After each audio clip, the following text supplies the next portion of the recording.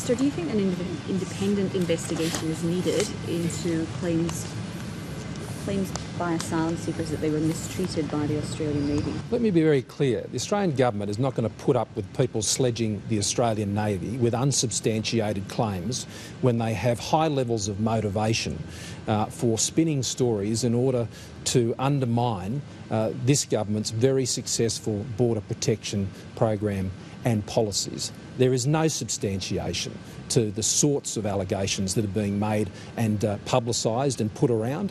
I think the mere publication of things that are clearly so unsubstantiated I think is very unfortunate.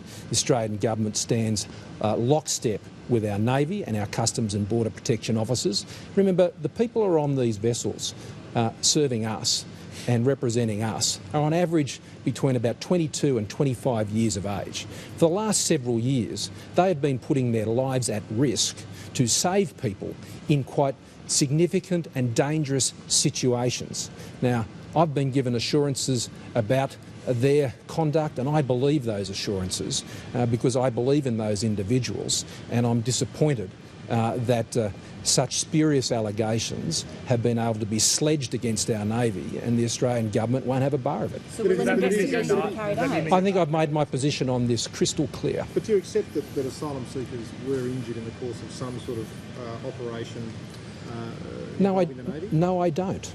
Isn't it worth Minister, you haven't made your... of asylum seekers being Sorry? treated. There's footage that's emerged of asylum seekers in Indonesia being treated for burns, which they say happened during turnback operations. That is the claim, and what I'm telling you is that is their claim, and people have a very serious motivation for making such claims. The fact that they're claiming that it's linked to any actions by Navy or Border Protection officers is simply not being made. There's been no police investigation in Indonesia. There has been nothing of that sort. These are claims that are being made which the Australian government believes, and I'm assured, have no foundation, and the Australian government stands by our officers and our people who conduct themselves with the highest levels of professionalism and integrity. Isn't it worth carrying out an independent investigation so that the Navy is cleared publicly? There has been no substantiation to any claims presented, and I believe the assurances provided by our Navy and our Customs and Border Protection officers and through the chain of command, because I know what they do on a daily basis. I know how they conduct themselves. I know the risks that they subject themselves to, and I believe what is said to me by the Australian Navy and the Australian Customs and Border Protection Service, because those who are making counterclaims and sledging our Navy and sledging our Customs and Border Protection Service have very strong motivations for doing so. Indonesian police appear to have lent some credence to the claims, though. Well, I don't see how that's the case. They have simply repeated the claims that others have made. They've conducted no investigation to verify those claims at all. And for reports to suggest that they have seem to be without basis. But it's by carrying out an independent investigation. That there were some foundation for those claims. Well, that's your assertion. That's your assertion. I said if they were to, would you then... Well, that's a hypothetical. That's such a basis has not been established at all. And to give any such allegations any sort of standing when they are clearly made simply on the say-so does not, I think, warrant us to doubt the assurances that have been provided by our Navy and our Customs and Border Protection Service, who are engaged in Operation Sovereign Borders, which, let's me make clear, is working.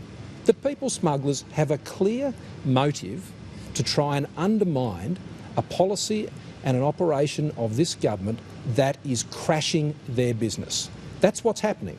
It is destroying their business, and they are highly motivated to try and do whatever they can to undermine confidence in the performance of that operation. That operation will continue because it is stopping the boats, and this government will not step back from that task. So just to be clear, you're not carrying out an investigation. I've made my position very clear. The Customs guys would have filmed this incident, I assume, as is the practice. Has that footage been... Well, you've made several assumptions there, which I'm not going to comment on. Did they film it? Sorry? Did they film the operation? Well, again, those are on-water matters which I'm, as you know, not going to go into the details of. But what I'm telling you, in terms of how they would normally operate in these areas and whether things are filmed or not filmed, is a matter for those services.